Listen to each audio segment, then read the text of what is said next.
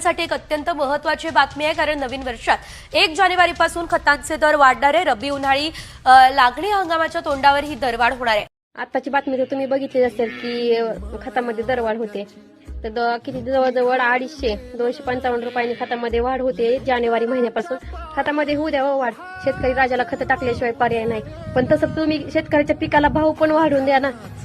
की ज्यावेळेस सोयाबीन तसं होतं का, आज जवळजवळ 10 वर्षापासून जे जास्त होतं का त्याच भावाने चालू आहे. आणि दुधाचं खुराकाचं रेट तुम्ही जे एवढं वाढवताय आणि 1 ते 2 रुपयांनी फक्त दूध वाढवता आणि 100-200 रुपयांनी खुराक वाढवता.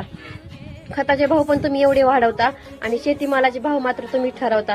खताचे औषधांचे भाव मात्र तुम्ही ठरवायचे आणि शेतीमालाचे आमचे भाव आम्ही सोडून ते पण तुम्हीच ठरवायचे. हे सगळे तुम्ही मोठी होताय, व्यापारी वर्ग मोठा होतोय, पण आज मरत चाललाय तो शेतकरी वर्ग आणि दूध उत्पादक वर्ग, की जेणेकरून ज्यांच्या जीवावर तुम्ही भाकरी खाताय.